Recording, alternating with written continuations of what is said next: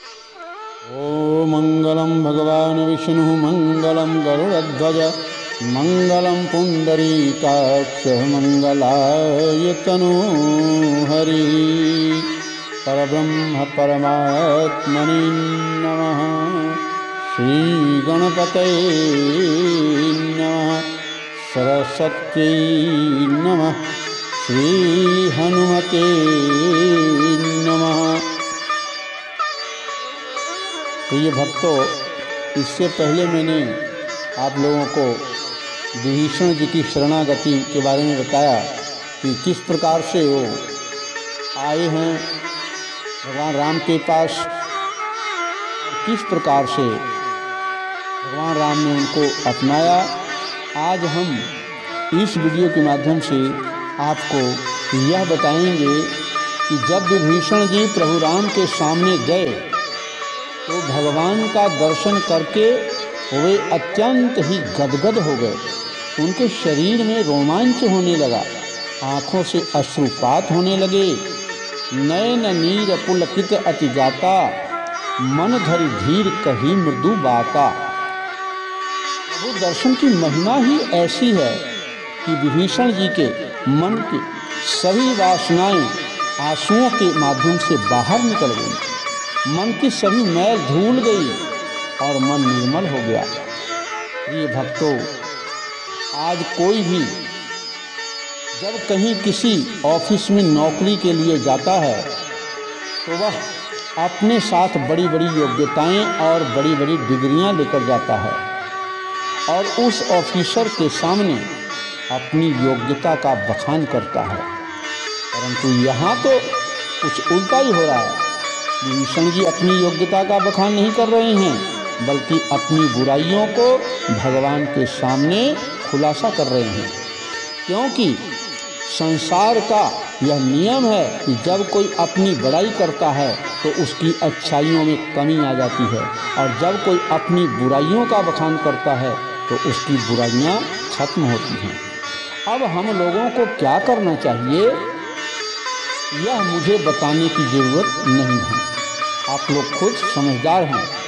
विभीषण जी आगे कहते हैं, अपना इंटरव्यू दे रहे हैं, अपना परिचय देते हुए क्या कहते हैं, नाथ दशानन कर्म भ्राता, निशिचर वंश जन्म सुर त्राता, सहज पाप प्रिय तामस देहा, जथा उल्लू कहीं तम पर नेहा।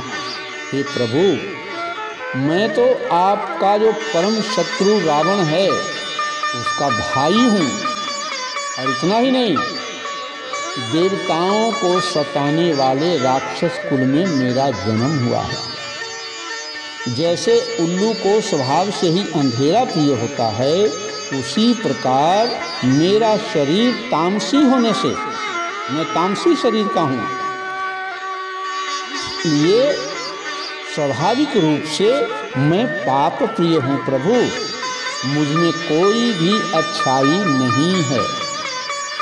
ये भक्तों, इसी का नाम है स्वाभाविक सरलता, छल और कपट से रहित होना। इन्हीं गुणों के कारण हमारे प्रभु अपने भक्तों पर रीझ जाते हैं, भक्तों के वश में हो जाते हैं। विभीषण जी के अंतर मन में, उनके हृदय में जो प्रभु के प्रति प्रेम है, भाव है, वो सभी लोगों के सामने प्रकट हो सके, इसलिए भगवान राम विभीषण जी से प्रश्न करते हैं कि विभीषण जी, अगर आप इतने ही बुरे हो, पापी हो, तामसी हो, मेरे शत्रु का भाई हो, तो फिर यहाँ आए मेरे पास किस लिए? क्या लेने हो आए हो मेरे पास? क्या मकसद है यहाँ आने का? विभीषण जी बहुत ही सारगर्भित बात कहते हैं, जवाब देते हैं कि प्रभु मैं क्यों आया। श्रवण सुजस सुनियायौ, प्रभु भंजन भव भीर, त्राहि त्राहि रथ हरण, शरण सुखद रघुवीर। प्रभु, मैं तो आपका सुजस सुनकर आपकी कीर्ति सुनकर आपके पास आया हूँ कि आप संसार के समस्त दुखों का नाश करने वाले हैं। आपकी शरण अत्यंत ही सुखद है प्रभु। हे रघुवीर, आप मेरी रक्षा कीजिए, रक्षा कीजिए। इस पर भगवान राम कहते हैं कि आपने मेरा सुजय सुना है? कब सुना है? किससे सुना? विभीषण जी कहते हैं कि हे रघुकुल शिरोमणि, सूर्यवंश के सूर्य, आपका यश तो संपूर्ण ब्रह्मांड में फैला हुआ है, फिर भी आप मुझसे पूछते हैं कि मैंने आपका यश कहाँ से सुना। तो सुनिए, ये जो आपके पास बैठे हैं ना वीर बजरंगबली जी, इन्होंने ही आपके बारे में मुझे सब कुछ बताया था जब ये लंका गए थे। अच्छा, क्या बताया था? इन्होंने ही मुझे बताया था और कहा था, सुनहु विभीषण प्रभु कै रीति, करहि सदा सेवक पर प्रीति। ये भक्तों जिनको सरलता से, आसानी से प्रभु राम की प्राप्ति करनी है, तो उन्हें हनुमान जी की शरण में जाना चाहिए, क्योंकि हनुमान जी से बड़ा राम का भक्त ना कोई हुआ है और ना आगे होगा। अब आप समझ सकते हैं कि भगवान या उनके भक्तों के सामने रावण, शूर्पणखा और कालनेमी के समान नकली भेष बनाकर जाना चाहिए या फिर विभीषण जी के समान बिल्कुल सरल सहज स्वभाव लेकर जाना चाहिए, क्योंकि यही वह गुण है जिसकी वजह से प्रभु अपने भक्तों के वश में हो जाते हैं, प्रभु की प्राप्ति हो जाती है। इसी को कहा गया है, निर्मल मन जन सो मोहि पावा, मोह कपट छल क्षुद्र न भावा।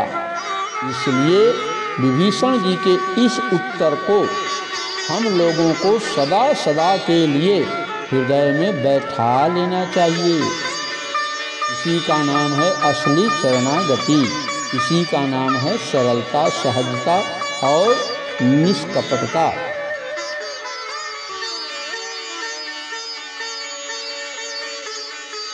अभी तक भक्त और भगवान के बीच में बातचीत चल रही है।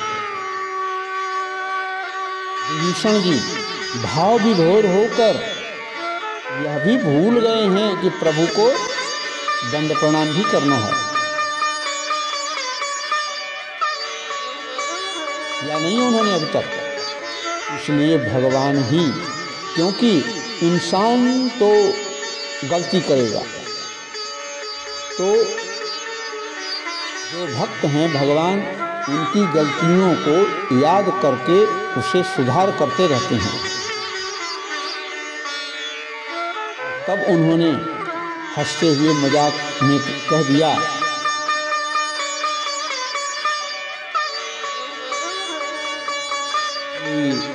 अरे भाई तुम कैसे भक्त हो भाई, अभी तक तुमने दंड प्रणाम भी नहीं किया, केवल बातें करोगे या दंड प्रणाम भी किया करोगे। तब विभीषण जी को होश आया और उन्होंने प्रभु के चरणों में साष्टांग दंडवत किया।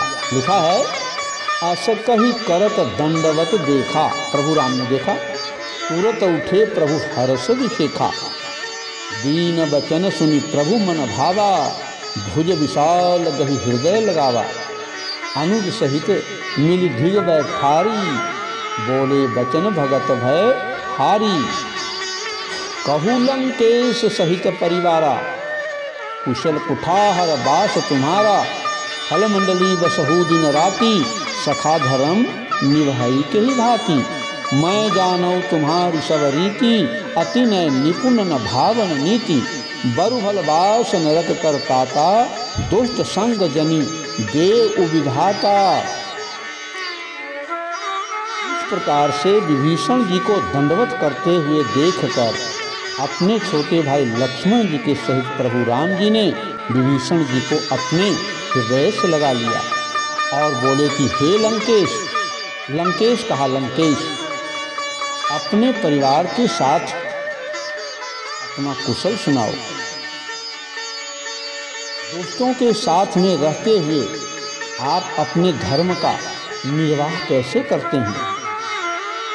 यहाँ पर प्रत्येक प्राणी के लिए एक सूत्र दिया गया है और कहा गया है कि परमात्मा किसी को नरक में भेज दे परंतु दुष्टों का संग कभी न दे, अर्थात बुरी संगति को नरक से भी बदतर माना गया है। अतः हमें हर हाल में बुरी संगत से बचना चाहिए। जब भगवान ने विभीषण जी को लंकेश कहकर बुलाया तो उस पर सुग्रीव जी कहने लगे,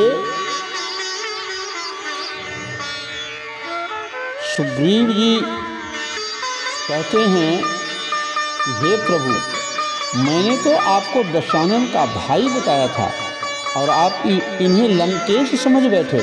प्रभु, ये लंकेश नहीं, लंकेश का भाई हैं। तब भगवान कहते हैं कि सुग्रीव जी, दरअसल में भावी लंकेश यही है। वह लंकेश तो बुझता हुआ दीपक के समान चंद दिनों का मेहमान है, परंतु प्रभु, भविष्य को कौन जानता है कि भविष्य में क्या होगा? क्या पता लड़ाई रावण जीतेगा कि हम जीतेंगे।